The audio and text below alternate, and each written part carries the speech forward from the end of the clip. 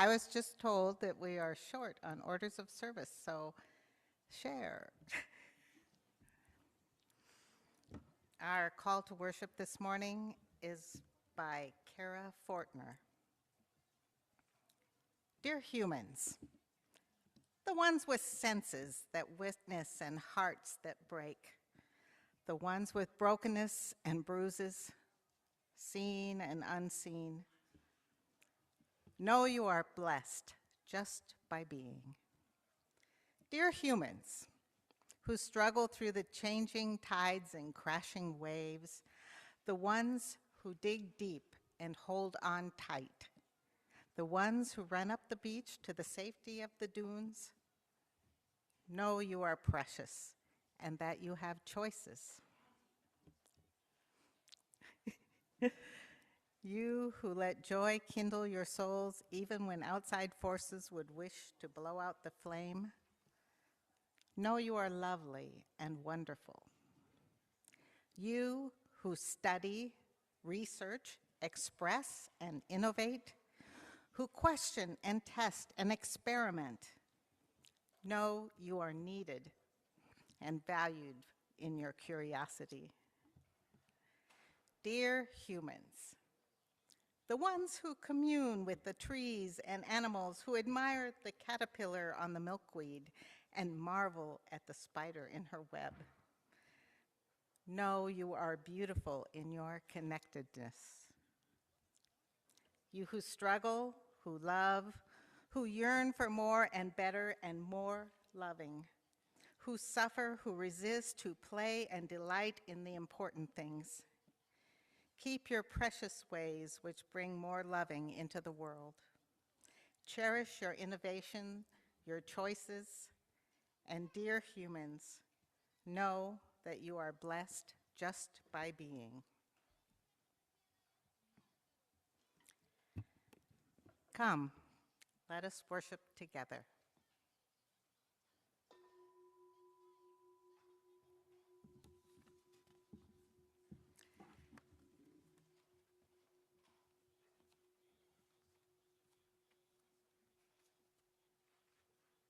Rise and body or spirit to sing the opening hymn, which is Come Sing a Song with Me.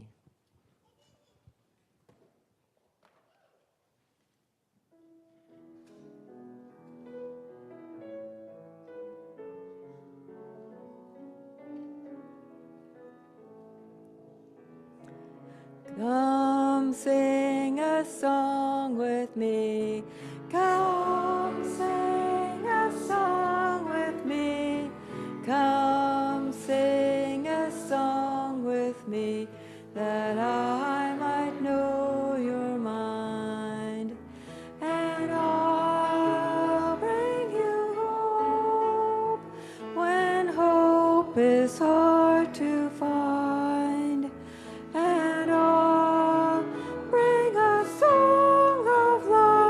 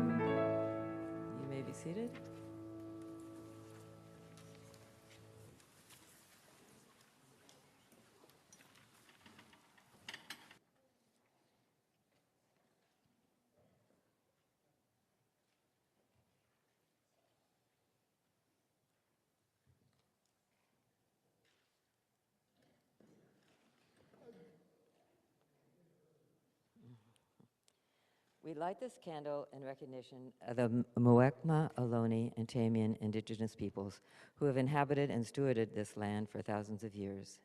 We honor the persistence and resilience of their culture and community despite the adverse effects of settler colonization. The Muwekma, Ohlone, and Tamian nations and the Amamutsan tribal band to the south have relationships of deep respect with the land. We acknowledge and support them in solidarity and commitment to partnership in their efforts to preserve their culture and their connection to the land.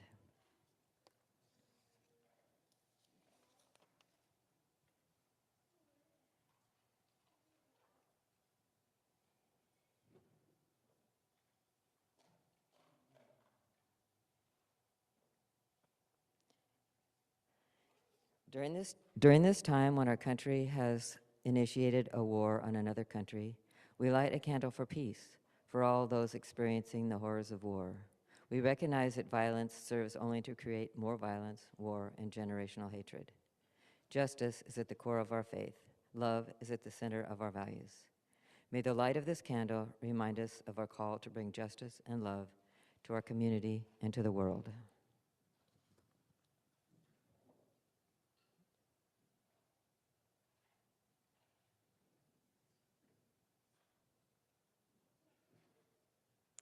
In our regular chalice lighting words, we light this chalice for the warmth of love, the light of truth, and the energy of service.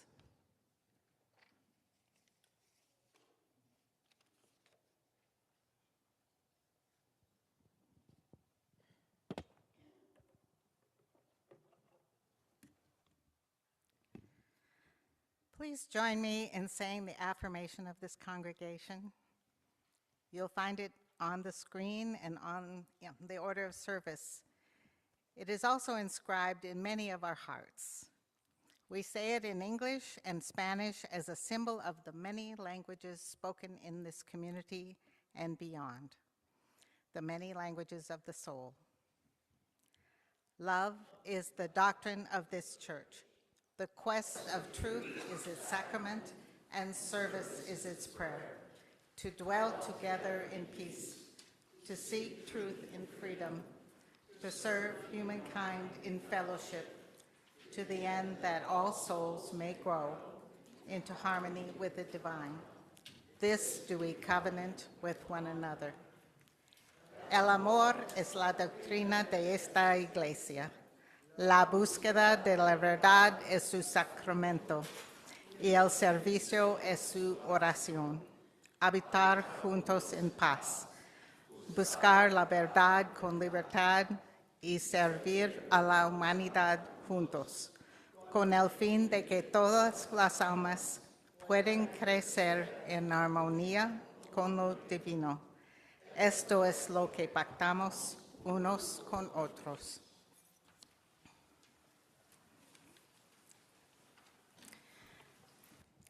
Welcome to worship here with the First Unitarian Church of San Jose, where we are seekers.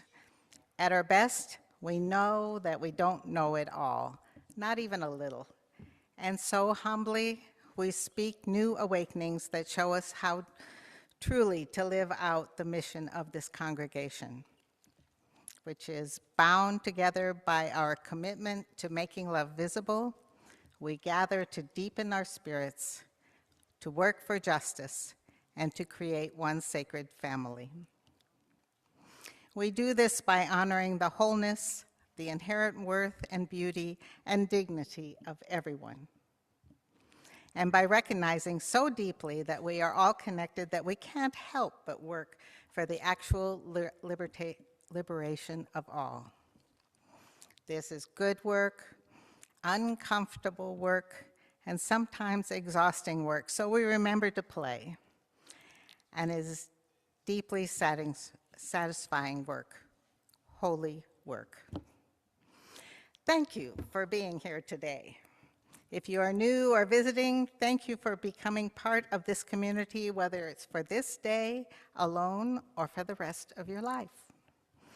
I am Julia Rodriguez, and my pronouns are she, her. I am your worship leader for today, together with two members of my small group, Betty Chase and Sally Cooperrider. And now we'll say hi to our friends joining us online. Do they? Yay.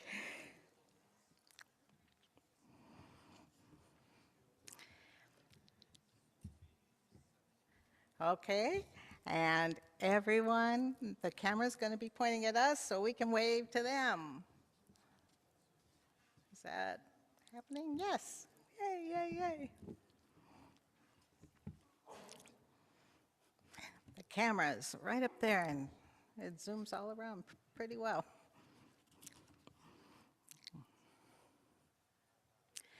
Okay, if you are new here, please visit the welcome table after the service during our social hour in Hattie Porter Hall. And if you are not new here, please talk to someone you've never talked to before.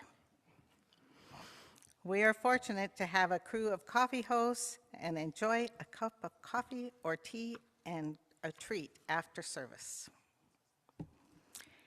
And now it's the time for the story for all ages. Is Marissa? Ah, there she is. Good.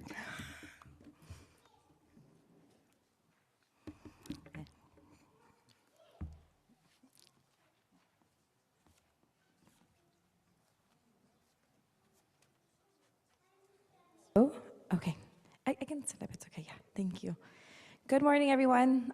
Sorry, a little delay because my printer wasn't working.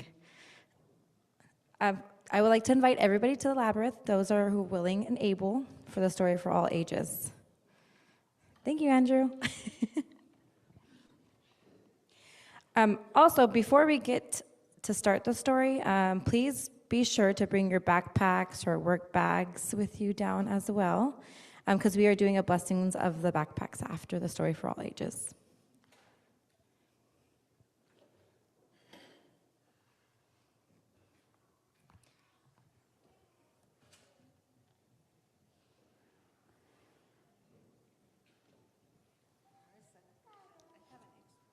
Oh my gosh, yes. Thank you. I'm a little bit of an old school. I like paper. All right. Well, for those of you who are new, my name is Marissa, and I am the Director of Religious Education. And we are going to read a book called Amelia and Her Super Magical Powers. This is the story of a young girl named Amelia. Amelia was fascinated by tales of people with superpowers, like Wonder Woman or magic like Harry Potter. She yearned to have powers like that so she could help people. Like the boy, she often saw sitting all alone at lunch, looking very sad. If I had magic powers, I would make him smile, she said to herself. Or like the little kids who were being picked on in the schoolyard by an older girl. Ooh, superpowers would straighten her out fast, she said. And whenever she walked past the old, run-down park near her house, she imagined how magic powers could fix it up so kids had a place to play. One night, just as Amelia was about to fall asleep, a fairy godmother came into her room. "Hello, Amelia," she said. "I'm here to help you. What have you been wishing for?" "Oh," said Amelia. "Please give me some superpowers so I can make a difference." "Well," said the fairy godmother, "I'm happy to give you some magic, Amelia, but my..." Oh, thank you, cried Amelia. And with that, she fell right to sleep. The next morning when Amelia woke up, she remembered what happened the night before.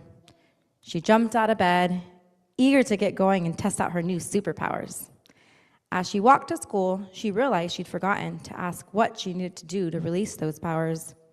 You know, say some secret word, give a high sign or something else, but she decided she'd figure it out as she went along. That day at lunch, she saw that same sad boy sitting himself at lunch, or sitting by himself at lunch. "Let's try magic," she said. And she wiggled her fingers at him from a distance. "Maybe I need to be closer," she thought. So she walked closer to him, and he looked up at her. She couldn't help but give him a friendly smile, and when she did, his face beamed with his own huge smile. "Ha!" thought Amelia. "I really do have magic." "Can I join you for lunch?" she asked. "Sure," he said. Actually, he said, "Sure." Even bigger. The two of them laughed and talked all during lunchtime. She learned his name was Bobby. He lost his father earlier this year, and he and his mother had moved here after that. He didn't know anyone and was too shy to go up to kids and talk. Well, Amelia and Bobby became good friends, and Bobby smiled a lot then on. One day after that, Amelia and Bobby were playing in the playground when they saw Karen bullying two younger kids by the swing. She'd read what to do about bullies, but she never tried any of it before because she wasn't really sure what she could do. But now with her superpowers, she's ready. "Come on, Bobby, let's go help those kids." So they walked up to where Karen stood over the two children, and Amelia wiggled her fingers at her and said loudly, "Karen, stop it right now. Come on, Dodie and Lou, come with Bobby and me. You're safe with us." After the four of them had left, Amelia told the two, "If she bothers you again, you just turn around and walk away. Act like you don't know her or you don't hear her. Don't show any emotion. And if she keeps on trying to hurt you, let Mr. Crenshaw in the office know. I'll go with you if you need me to." They did just as Amelia said, and Karen never bothered those kids again. Well, by now, Amelia was feeling pretty good about her super magic powers. "How can I use this to fix up the old park?" she wondered, wiggling her fingers. It didn't work. She still didn't know any magic words. Maybe if I start working to clean it, something will occur to me. And so she did. She took the trash bags to the park and started picking up trash that had been left there. Before long, a couple of friends came by and asked what she was doing. "I'm fixing our park so we can play on it again." That sounded like a great idea to her friends, and then they also began to help. Soon, other kids joined. They picked up trash, they pulled weeds, cleared out dead bushes. Little by little, the park began to look better. When some of the parents saw the improvement, they decided to help. Some mowed the grass, others built picnic tables, and still others convinced the city to buy some new equipment. It was hard work, and it took many days, but they got their new park. When it was all done, the neighborhood had a picnic in their park to celebrate it. After the picnic, Amelia fell exhausted into bed. She was just about asleep when the fairy godmother came back. "Oh, I'm so happy to see you," said Amelia. "I want to thank you for giving me all those superpowers. But I tried to tell you my wand was broken. I didn't give you. Oh, sorry. But I tried to tell you my wand was broken. I didn't give you any superpowers, Amelia," said the fairy godmother. "You must have given me superpowers," protested Amelia. "How else could I have made Bobby happy, stop bullying, and giving our neighborhood a wonderful park?" The fairy godmother just smiled. "My dear, you did that because you possess those 3 powers that you developed yourself: kindness, bravery, and determination. With those 3, you are making a difference." And with that, Amelia fell fast asleep. The end.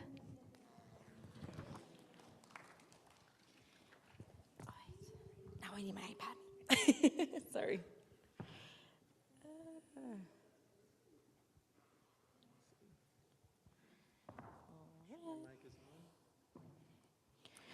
Okay. Oh, okay. I have something to say after, but okay.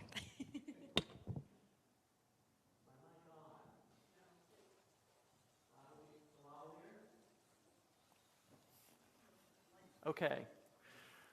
It doesn't sound like it. It just sounds like I'm talking loud because I have a nice projecting voice. But it is good to be with you this morning. And I know we heard a story about a girl going to school. And I know for many of you, you may have just gone to school for the first time this week. Or maybe you're starting school next week. Oh, I realize I'm holding this in my hand. I'm Reverend Matthew McHale. That's why I'm holding this. I'm the minister here, and I don't have much to do in this service except for this part, which I'm very excited about. So today we're going to have a backpack blessing. I know some of you brought your backpacks. Some of you brought them intentionally, knowing we were doing this today, and some of you maybe just brought them because you carry them around with you. So we carry bags with us throughout the week for many reasons. So if you have a bag with you and you want to have it blessed, come please bring it forward. You're invited up here. Or send it forward with a helper, or lift up your bag.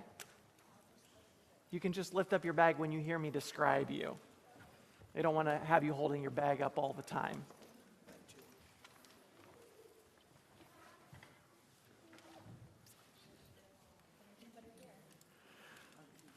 Some of us take our books and our homework to school. You can maybe hold up your bag if that's true for you. Some of us bring our lunches to school or to work. Some of us take our computers and supplies to the places where we work. That's what I use my backpack for.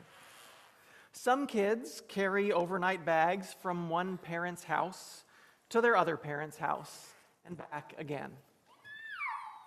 Or maybe to friends for an overnight. Some people bring things like books or yarn and knitting needles to places where they might need to wait patiently. And some people even have special bags for their dogs and other animals. So, are your bags already full of things?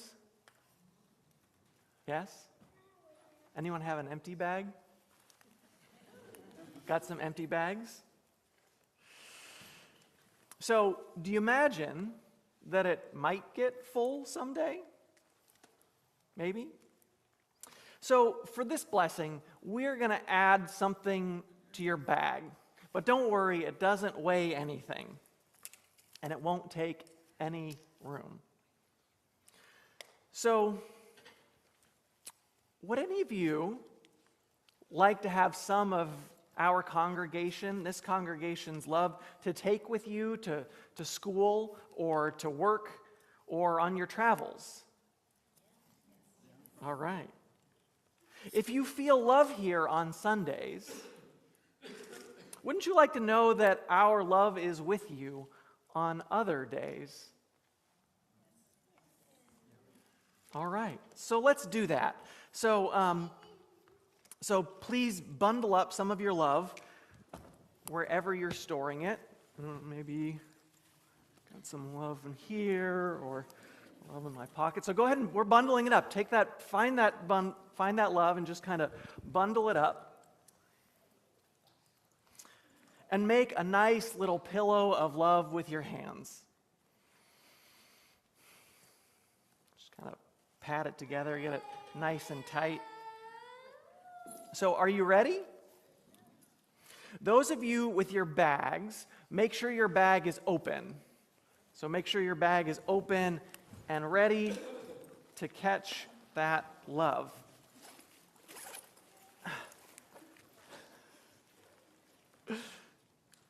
All right, so let's go ahead and throw those little pillows of love into everyone's bags. You may have lots of pillows. There are a lot of bags out here to get those pillows of love into. All right. That's nice. So let's add some more to your bags. Sometimes we get nervous when we go to school or to work, maybe especially at the beginning of a new school year. Sometimes we wish we felt braver. If you think it would be nice to know that courage is with you on these days, I think it would be nice to know that courage is with you on these days when you need it. So let's pull out some courage wherever you can find it. I think I've got some in my back pocket here. And go ahead and bundle it up into a nice soft little pillow. And make sure your bag is open, and we're going to toss that courage into the open bags.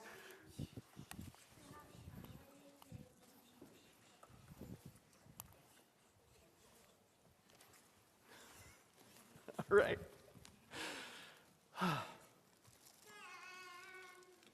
So, what do you wish? Is there anything else you wish you could put into your bag to take it with you? Relaxation. All right. So let's get some relaxation. Let's bundle up some relaxation and throw it in.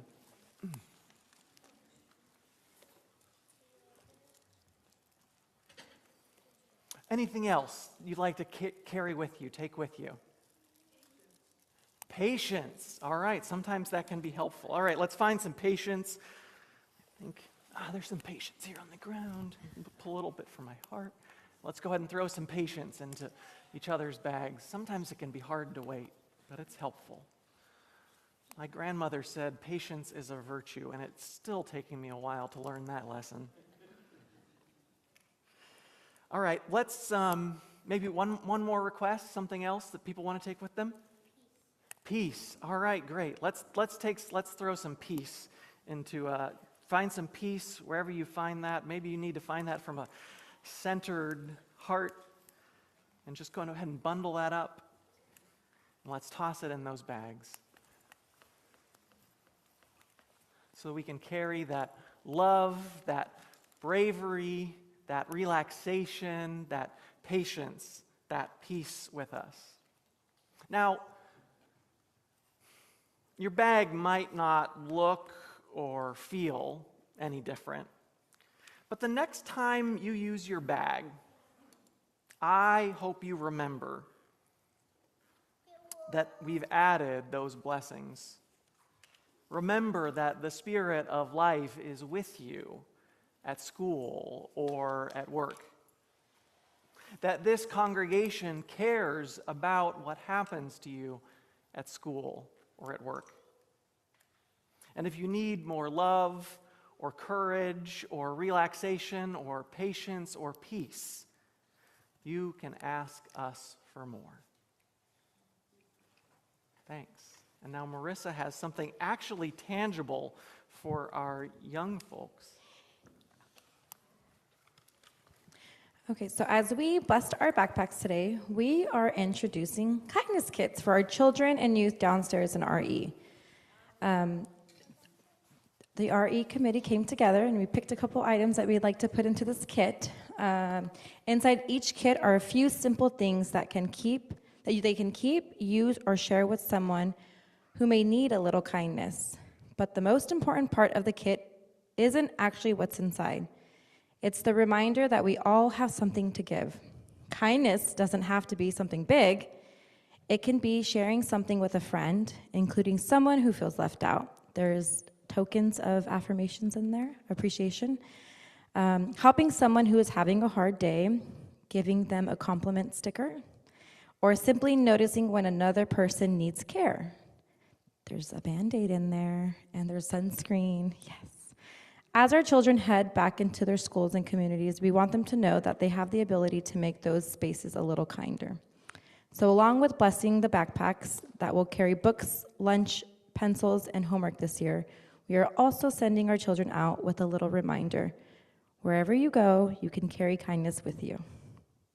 Thank you.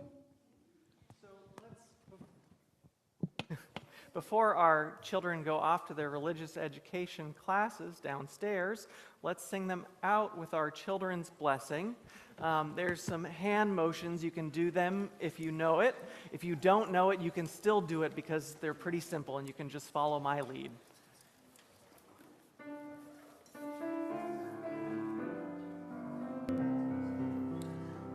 May your mind be open to new learning. Bring truth into the world. May your heart know love and your hands do the work of justice as you go your way in peace. As you go your way in peace.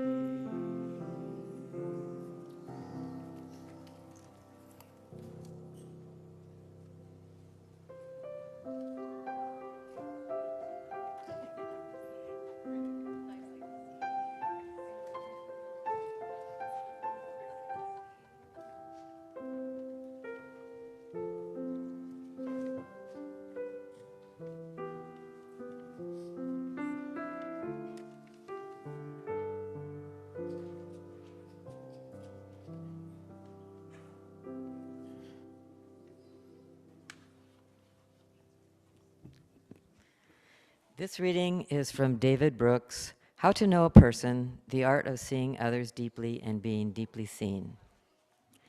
There's one more thing that happens as I listen to life stories. I realize I'm not just listening to other people's stories, I'm helping them create their stories.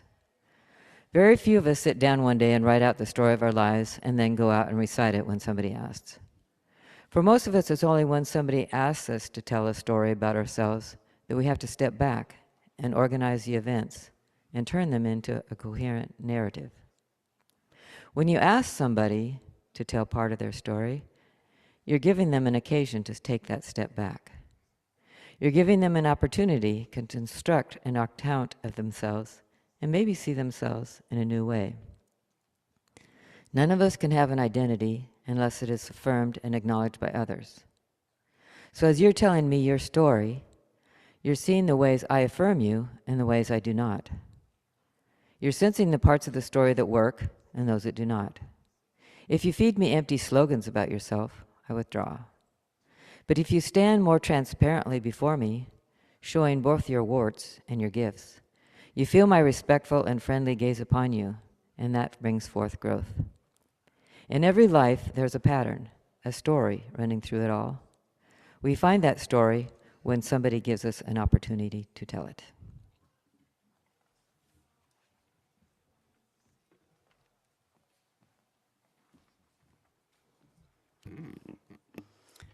Good morning. My name is Betty Chase, and very few of you know me because I am terrible at small talk. When Julia suggested small talk as a topic for this service, my first thought was, why? What could anyone possibly say about small talk? My second thought was my 3-year-old grandson. He never stops talking. The whole family says that talking is his superpower. That little guy will talk to anyone about anything that pops into his little brain. Now, talking is not my superpower, but I've had a few successes. When I was 16, I got a job teaching group tennis lessons to children and adults. I'd played tennis for several years at that point, so I knew the drills and the techniques to teach. However, I was a terribly shy, terribly geeky teenager. To my surprise, I found it easy to talk to my students. My job was to make tennis fun. My job was to pretend that I wasn't shy and geeky, and I found that I could. I had a role to play, and I wrapped that role around my shoulders like a magic cape. It gave me confidence, and it was really fun. All my working years followed a similar pattern. If I was hosting or leading a meeting, I stepped into the role. Otherwise, I was just my geeky self who did not have much to say. Over the years, I found that small talk isn't so hard after all, when I just assign myself a role to play. Volunteering has always been a favorite because it gave me a topic of conversation. Being the inquisitive newcomer is also a good one. As bad as I am at small talk, I know how fun it is. Conversation creates connections. Sometimes the connections are just fleeting, feel-good moments, but they really do feel good. If I make an effort, sometimes these connections build into something stronger. As a natural non-talker, I believe there are many ways to create connections that don't involve conversation. Some of the most powerful memories of my life involve connections that were created with almost no talking at all. When my third child was born, my oldest was 4, and my second was just 15 months old. And one evening, when my youngest, still a newborn, I was dragging around a grocery store, looking haggard and awful. A man behind the meat counter leaned toward me without a word and handed me a small package of peanut M&Ms. All at once, I felt renewed and full of gratitude. He never said a word to me, and small talk at that moment would have been creepy. But I found meaning in that story for decades. That small gesture is one of my very favorite memories. After my husband died 3 years ago, I started attending a small UU service in the Sierras. It was about an hour from the main church in Sonora. About 15 people attended regularly.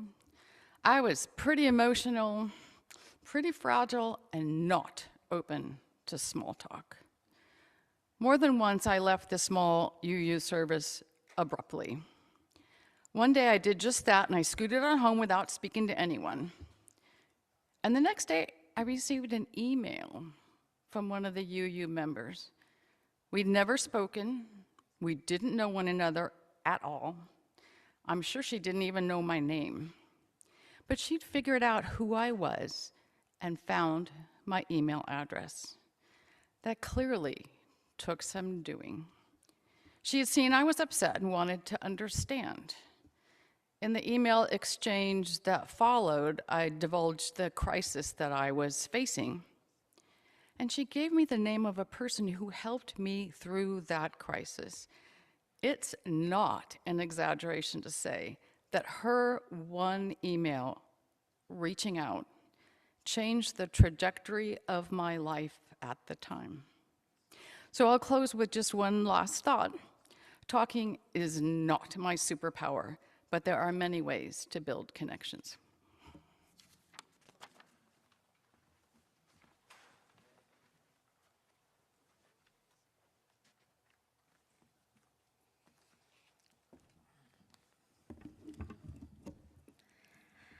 Now is the time in our service when we invite contributions that help our ministries to grow and thrive.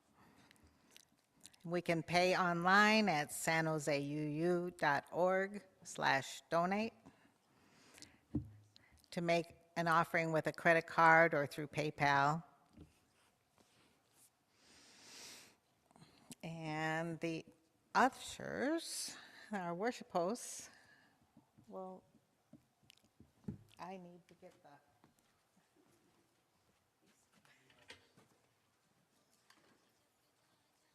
oops. Are you by yourself?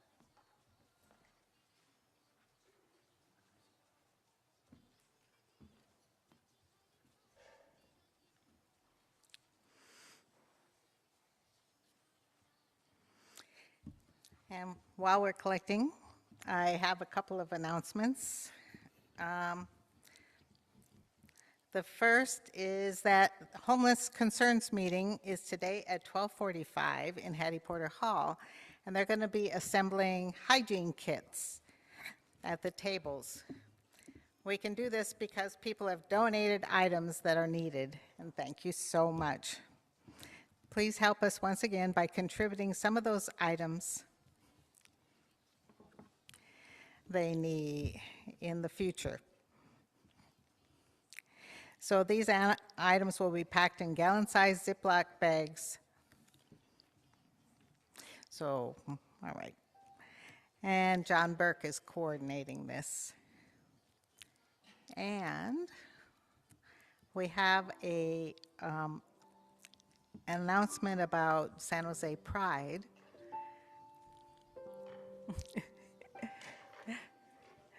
Which I'll change with you. You can make the announcement and I'll take the mic.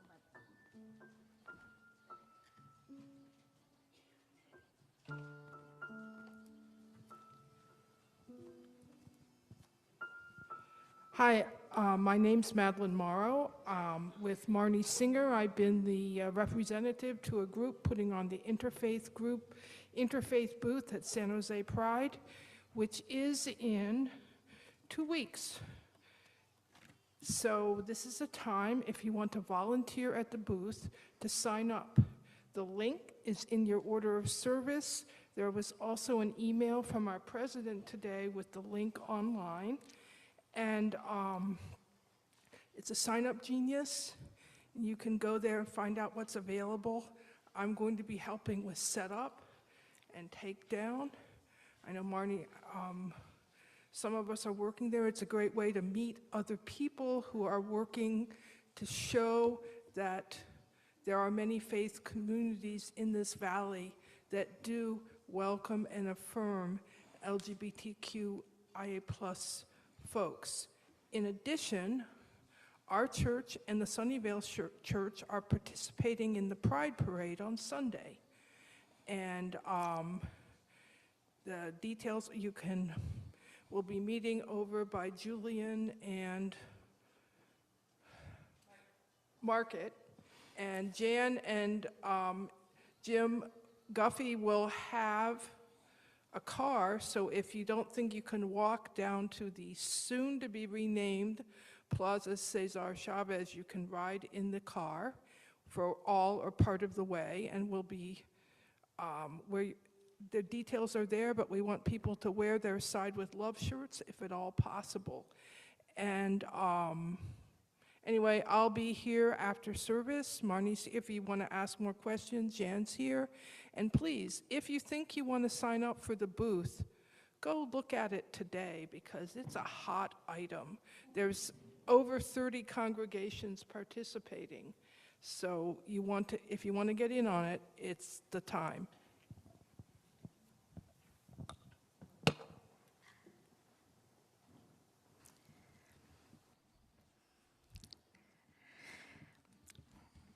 Thank you for your contributions and for making the ministries of this church possible.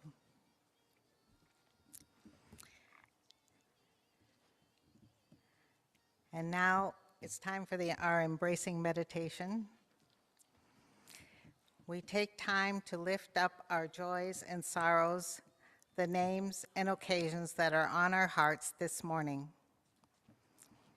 In a moment, I'll sound the singing bowl, and after I do, I invite you to speak aloud into this space or type into the chat with words overlapping other words, any joys or sorrows, any names or occasions that you would like lifted up into this community in this embracing meditation.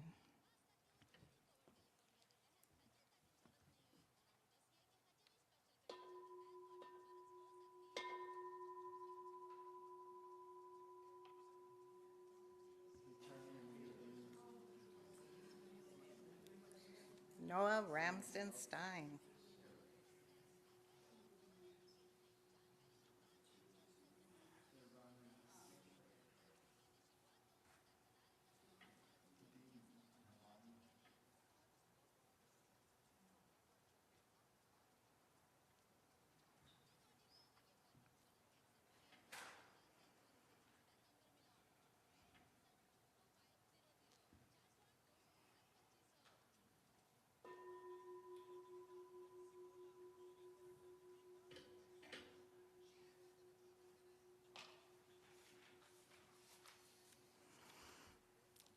All that has been shared and all that is too tender yet to share, and which we hold in the silent sanctuary of our hearts, we offer to these into the embrace of this beloved community. If you need a listening ear this week, after the service, you can stop by the pastoral care table in the hall where you can light a candle and talk to our pastoral associate of the week. Or you can email pastoralassociates@sanjoseuu.org. Remember, you are not alone.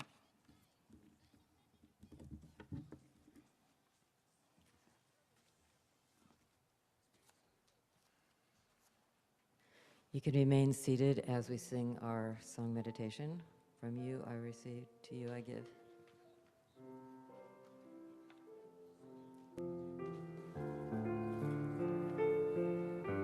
We'll sing it twice.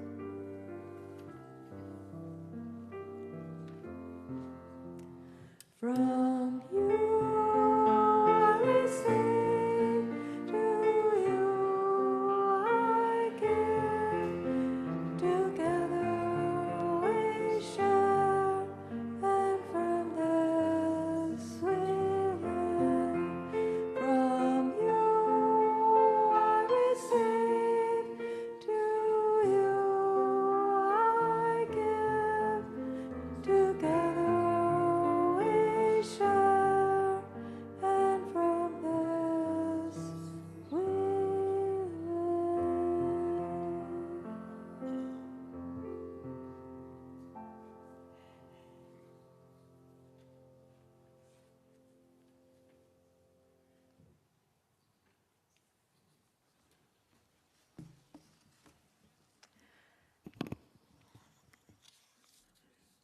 I never introduced myself. I'm Sally Cooperrider, and I'm going to read another selection from David Brooks's book, How to Know a Person, The Art of Seeing Others Deeply and Being Deeply Seen.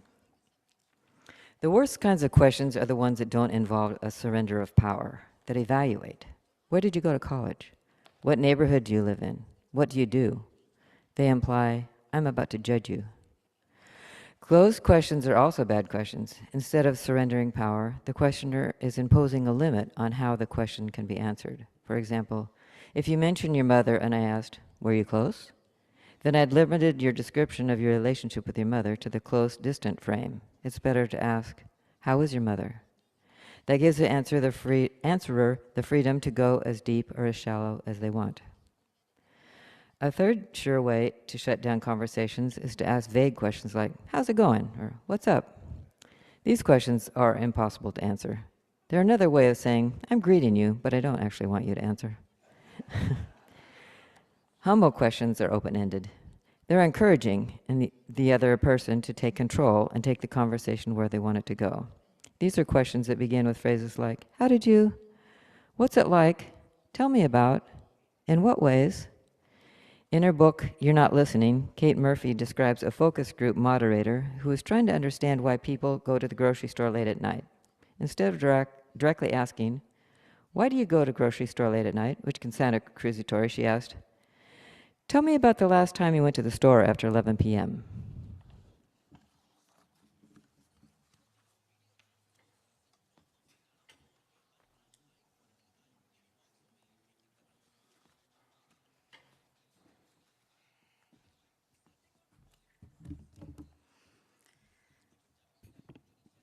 Small talk.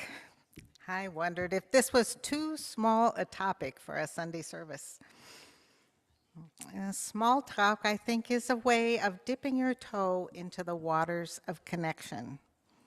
A way of saying, I see you, do you see me?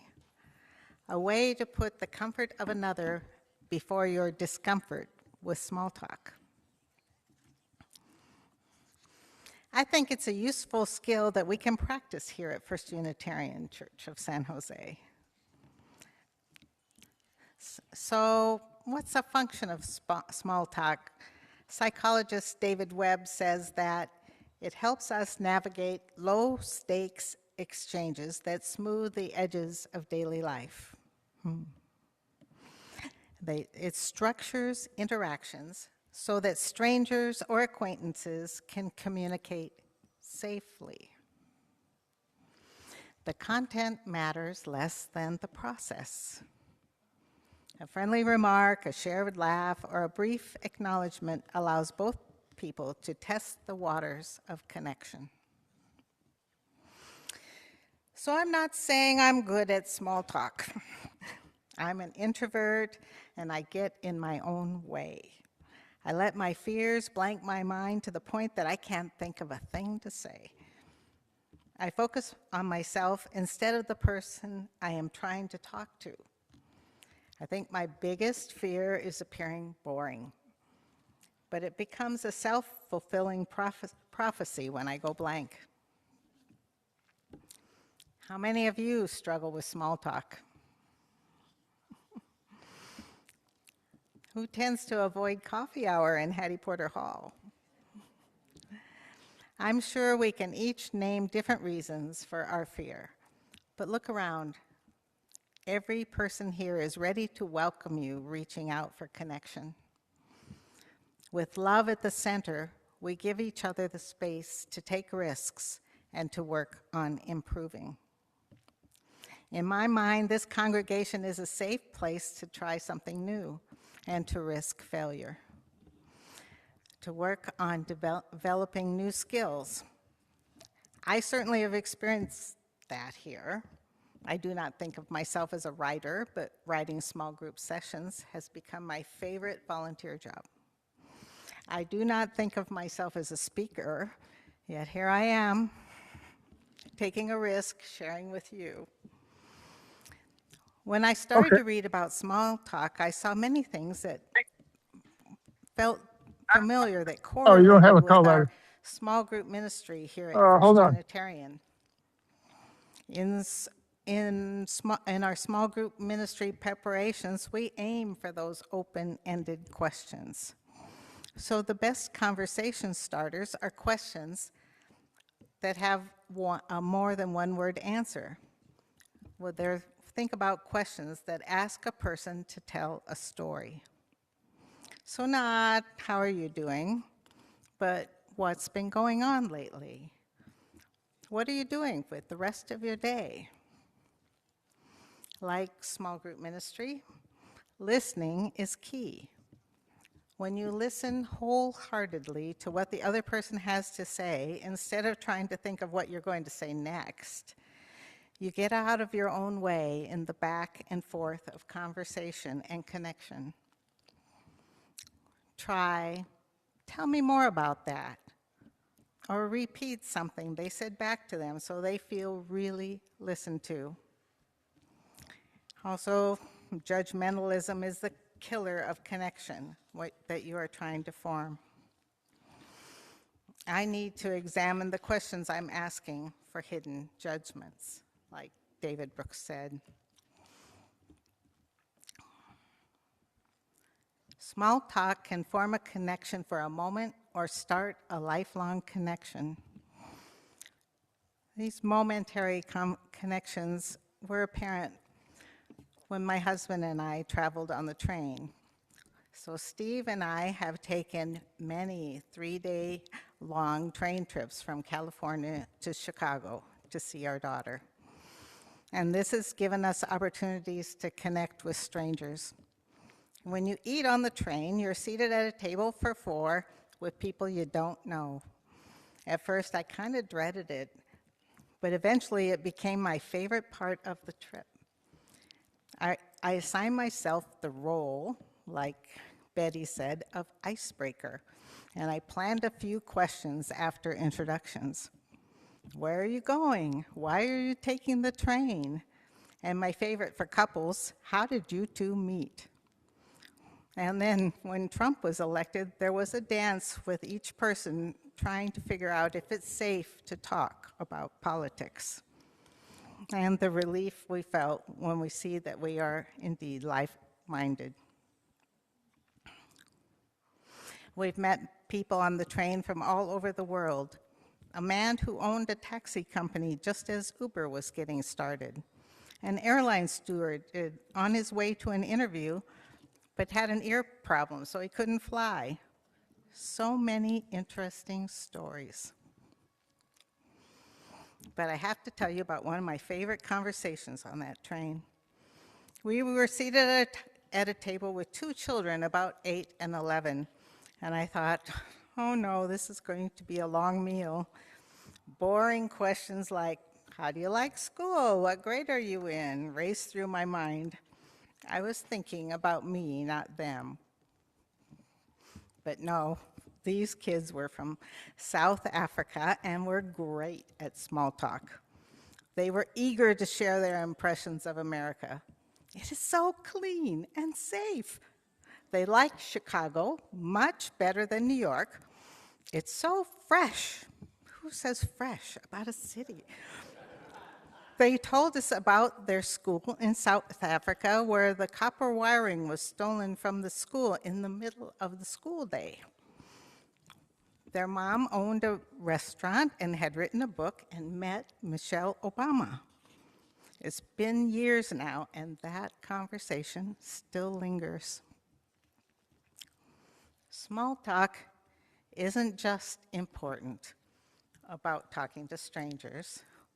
It fuels the connection between those close to us. As David Brooks says, even when you know someone well, I find that if you don't talk about the little things on a regular basis, it's hard to talk about the big things. I found this to be true, and when I have regular calls with my daughter about the trivialities of life, I can more easily move into the deeper stuff. It's as if small talk is the ladder up to the high dive of talking about the tough stuff. So let's talk about the mechanics of small talk. Number one, you need open-ended icebreaker questions. For me, it helps to plan ahead a little, so I have a few questions in my back pocket. Number two, ask further questions. Show that you are listening. Say, tell me more about that. Number three, embrace the pause. Give people time to respond. Silence isn't failure. And number four, have a graceful exit strategy. Another thing I'm not very good at, saying, this has been fun, talking about ... Hope to see you next week. The number one rule, though, is be more interested than interesting. So we have our tools. Let's talk about social hour in Hattie Porter Hall.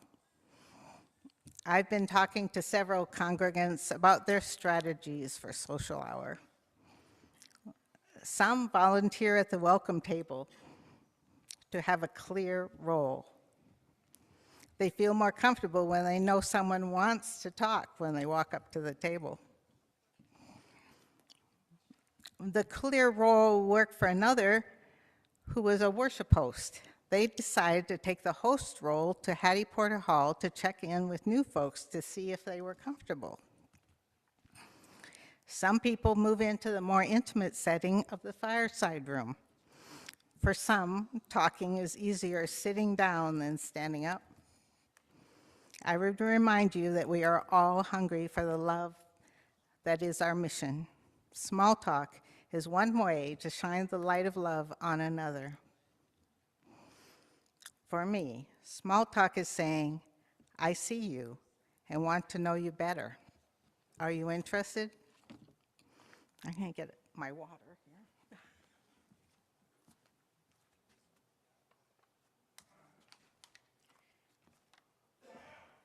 Lips are sticking to my teeth. So now I want you all to practice small talk. So I have 3 bowls that Sally and Kim and Betty are going to pass out, all members of my small group. And I want you to take 3 questions, because who knows, the first one you might not like it.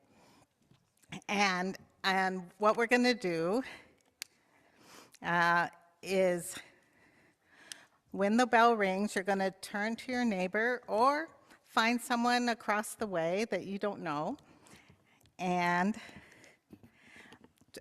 practice small talk for 5 minutes. And those of you online, we're going to set up breakout rooms so you can practice small talking. And Brian will be providing you with questions.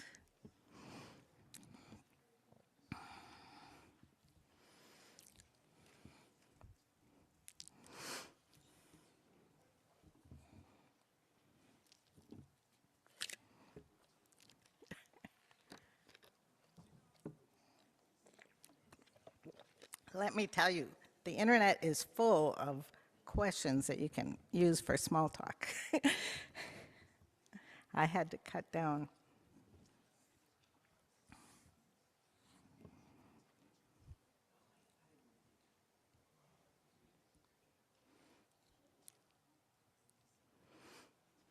Everybody's got. Okay, you all should be able to hear me. You should be moving into small.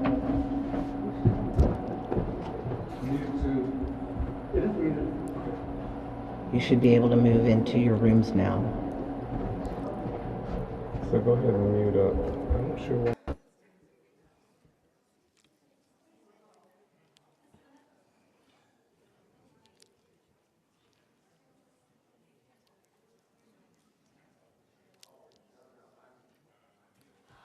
All right, I'm going to ring the bell and get started.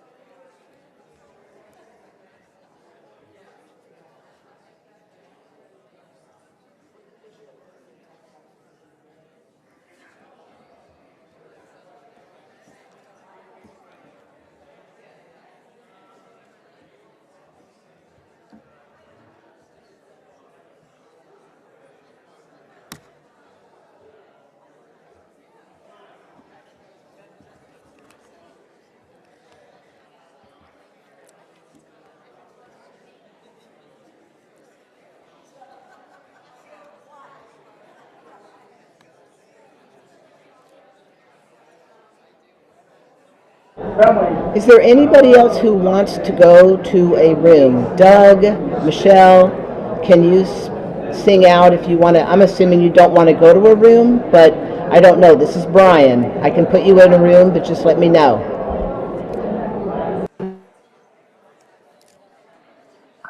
I'm not really in a room mode today. I understand. Okay, you're fine. Well, it's good to see you or hear you. You and I can do small talk.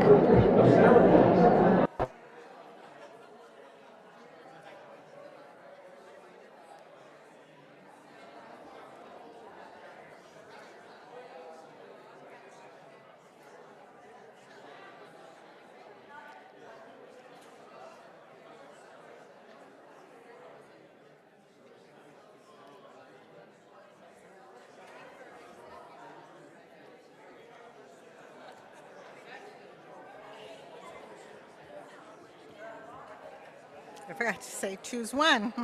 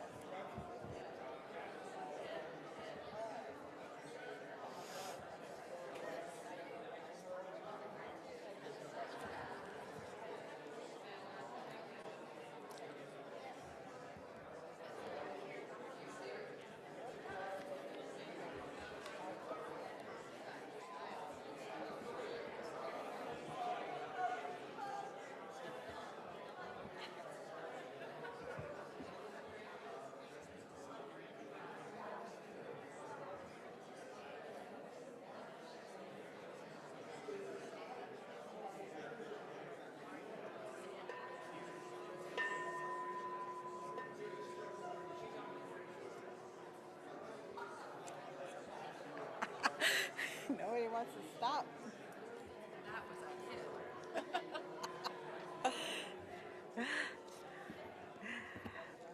All right. Looks like it might have been more fun than you thought. So, so I want to challenge you to try your icebreaker questions in Hattie Porter Hall after the service. And if you want a new question, I've got a can of 250 questions I'm going to put over on the treat table so that you can choose a new one if you're not as fond of the one you have. And now it's time for our closing hymn.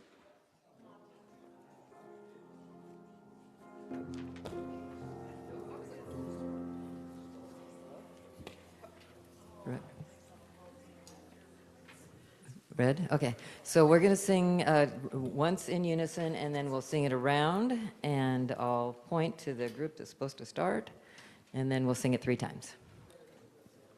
Excuse me? Just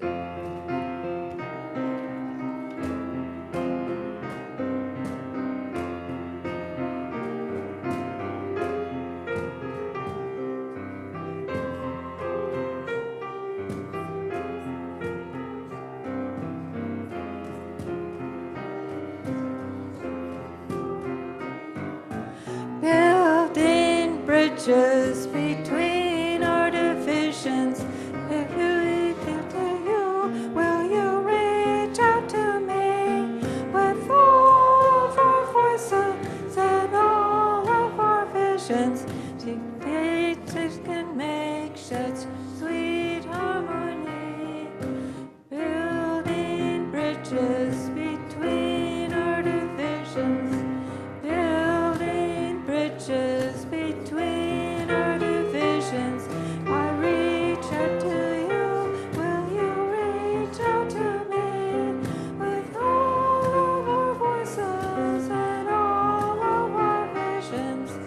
Friends, we can make such sweet harmony, building bridges between our divisions. I reach out to you, and you reach out to me with all of our voices and all of our buildings, building bridges between our divisions, building bridges between our divisions. I reach out to you, will you reach out to me with all of our voices and all of our visions? Friends, we can make such sweet harmony.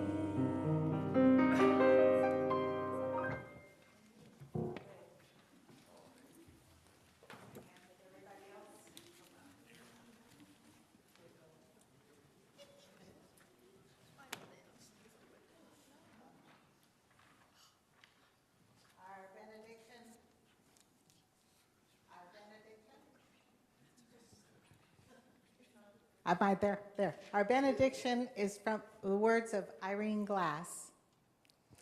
As we extinguish this chalice, may we remember the flame of life in all things, the bright center of our planet, the star that lights our world, and the way these points of brightness connect with us and with all things.